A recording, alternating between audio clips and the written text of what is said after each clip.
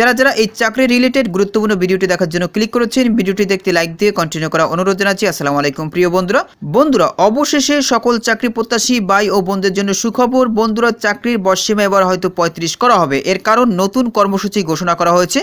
বন্ধুরা, এই ভিডিওটি কেউ মিস করবেন না, ভিডিওটি মনোযোগ দিয়ে দেখার চেষ্টা করবেন। তাহলে চলুন আমরা মূল ভিডিওটি শুরু করি। বন্ধুরা, মূল ভিডিওটি শুরু করার আগে বরাবর মতো ছোট্ট একটি রিকোয়েস্ট থাকবে, আপনি যদি আমাদের এই পরিবারের নতুন দর্শক হয়ে থাকেন, এরকম নতুন নতুন গুরুত্বপূর্ণ চাকরি রিলেটেড আপডেট পেতে আমাদের এই চ্যানেলটি সাবস্ক্রাইব করে পাশে থাকা বেল আইকনটি অন করে রাখুন পরবর্তী ভিডিও নোটিফিকেশন পেতে। আর যারা সাবস্ক্রাইব করেছেন তাদেরকে অসংখ্য ধন্যবাদ। আমি বাংলাদেশ প্রতিদিন পত্রিকার ভিতরে রয়েছি, তারা একটি গুরুত্বপূর্ণ নিউজ করেছে। সরকারি চাকরিতে প্রবেশের বয়সসীমা 35 করার দাবিতে কর্মসূচি ঘোষণা। তো নিচের দিকে দেখতে পাচ্ছেন একদম বিস্তারিতভাবে তারা উল্লেখ করেছে।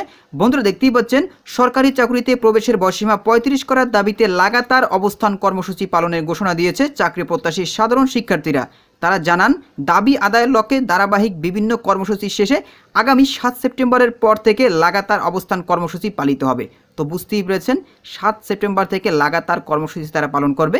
এরপরে দেখতে পাচ্ছেন শুক্রবার বিকেল 5টায় টিএসসিতে 35 প্রত্যাশী সাধারণ শিক্ষার্থীবৃন্দ ব্যানারে আয়োজিত এক সংবাদ সম্মেলনে চাকরি প্রত্যাশীরা এই ঘোষণা দেন। বক্তারা জানান, বর্তমানে দাবি আদায়ের প্রতিটি জেলা পর্যায়ে বিভিন্ন কর্মসূচি পালিত হচ্ছে। এরপর সারা দেশে একযোগে মানববন্ধন কর্মসূচি পালিত হবে। সংশ্লিষ্ট সবার সঙ্গে আলোচনা দ্রুত কর্মসূচি পালনের সময় নির্ধারণ করা হবে। সর্বশেষ 7 সেপ্টেম্বর মহাসমাবেশ অনুষ্ঠিত হবে।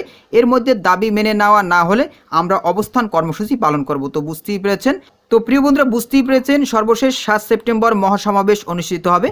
এরপর বন্ধুরা দেখতে পাচ্ছেন 35 প্রত্যাশীদের দাবি এই আন্দোলন যেমন যৌক্তিক তেমনি প্রাসঙ্গিক, ফলে কালক্ষেপণ না করে অনতিবিলম্বে এই বিষয়ে প্রজ্ঞাপন জারি করতে হবে। আমরা বারবার বলেছি, যৌক্তিক দাবি মানা না হলে শিক্ষার্থী সমাজ ক্ষোভে ফুঁসে উঠবে।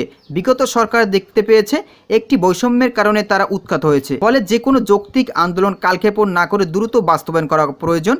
এরপর বন্ধুরা দেখতে পাচ্ছেন সংবাদ সম্মেলনে বক্তারা বলেন, 2012 সাল থেকে শুরু হয়ে দীর্ঘ 12 বছর এই আন্দোলন চলছে।